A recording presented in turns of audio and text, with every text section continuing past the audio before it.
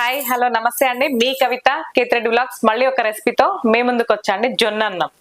నేను ఈ గ్లాస్ తో ఒక గ్లాస్ జొన్న రవ్వ ఆల్రెడీ నేను కడిగి ఎండబోసుకొని ఇసురాయితో ఇసిరి పెట్టుకున్నా అండి.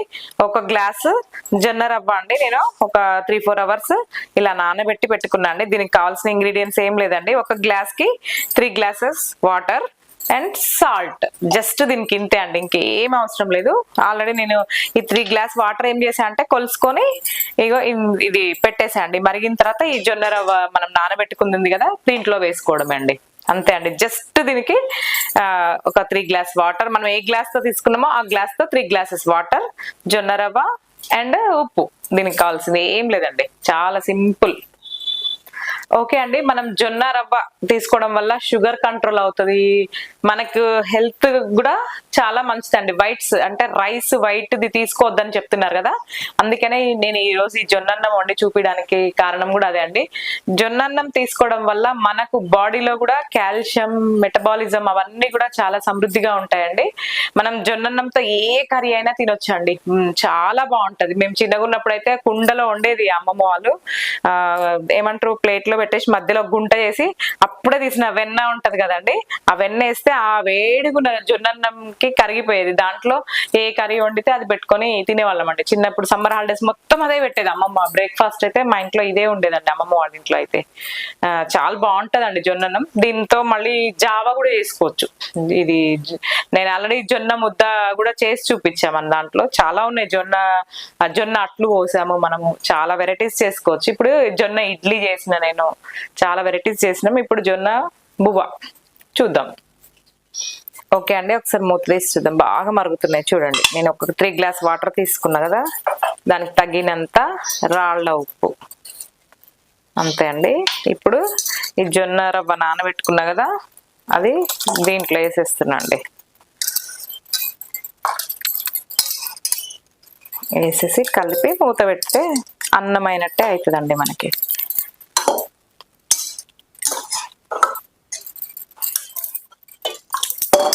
కలపకపోతే అడుగు అంటుతుందండి, ఇది ఎమ్మటే గడ్డ కట్టినట్టు అవుతుంది. కలుపుకోకపోతే కలిపేయాలి.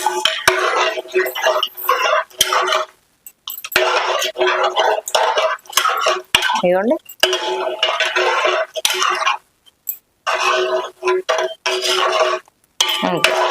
మనం మూత పెట్టుకుంటే మంచిగా అవుతుందండి అది.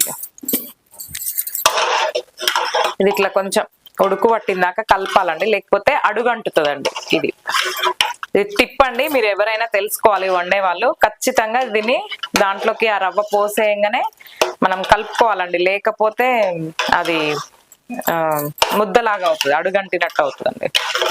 కలుపుకోవాలి కంపల్సరీగా.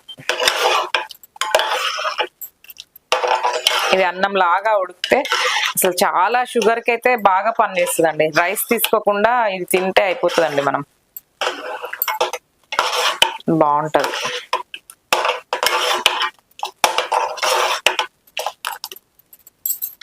ఎవరైనా ఈజీగా చేసుకోవచ్చు అండి, దీన్ని రాదు అనేది ఉండదండి. మంచిగా నైట్ నానబోసి ఉదయం బ్రేక్ఫాస్ట్ కూడా చేసుకోవచ్చు అండి. మంచిగా నానుతుంది. మార్నింగ్ లేసి ఏ గ్లాస్ తో తీసుకుంటామో ఆ గ్లాస్ తో కొలత తీసేసుకొని చేసుకుంటే కూడా చాలా హెల్త్ బాగుంటదండి. జావ లాగా కూడా తాగొచ్చు దీన్ని, అది కూడా చేసి చూపిస్తాను నేను మీకు. ఒకటి ఇది వండుకున్నది ఉంటది కదా, దాన్ని ఎలా చేసుకోవాలనేది అది కూడా చూపిస్తాను మీకు. ఓకే అండి, ఒకసారి చూద్దాం. చూడండి ఎంత బాగా ఇలా అన్నం ఉడికినట్టే ఉడుకుతుంది చూడండి. ఈజీగా చేసుకోవచ్చు అండి. రవ్వ మనం జొన్నలు కడిగి ఆరబెట్టుకొని ఇసురుకున్నాం అనుకోండి, ఒకవేళ ఇసురాయి అట్లా లేదంటే మిల్లులో కూడా చేసిస్తారండి. కాకపోతే మనకు కొంచెం పిండి వస్తుంది, దాన్ని జల్లెడ పట్టుకోవాలి మనం. ఆ జల్లెడని అదే పిండి జల్లెడ పట్టుకుంటాం కదా, జావా చేసుకోవచ్చు, దాంతో రొట్టె కూడా చేసుకోవచ్చు అండి, బాగుంటది. చూడండి ఎంత బాగా ఉడుకుతుంది. మట్టి కుండలో చేసుకోవచ్చు, ఇత్తడి గిన్నెలో, ఎందులో అయినా చేసుకోవచ్చు అండి. మీరు ఒకవేళ కుక్కర్ విజిల్ కూడా పెట్టుకోవచ్చు అండి, 3 విజిల్స్ వచ్చేస్తుంది, అట్లా అయినా కూడా చేసుకోవచ్చు. చూడండి ఎంత బాగా ఉడుకుతుందో. అన్నం లాగా గట్టిగా అవుతే మనం ఏదైనా పెట్టుకొని తినొచ్చు.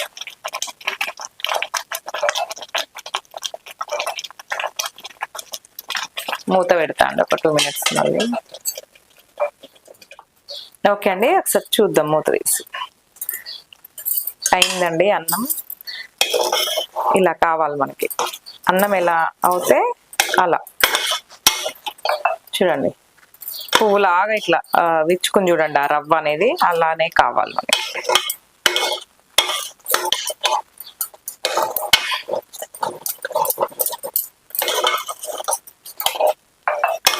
సూపర్ అండి. ఇది బంద్ చేస్తున్నాండి. ఇంకా ఇది ఇలా ఉంచేస్తే గుంజుకొని గట్టిగా అయిపోతుందండి, అంతే. ఓకే ఓకే అండి, జొన్నన్నం విత్ చికెన్ కర్రీ టేస్ట్ చేద్దామండి. అసలు చాలా బాగుంటాయి. మళ్ళీ చిన్నప్పటి మెమరీస్ గుర్తొస్తున్నాయి. అమ్మమ్మ పెట్టిన జొన్న బువ్వ గుర్తొస్తుంది.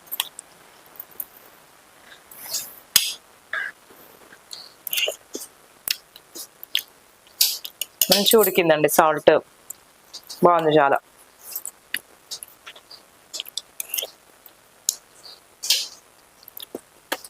విత్ చికెన్ కర్రీతో కదా, అసలు అదృష్టండి, బాగుంది.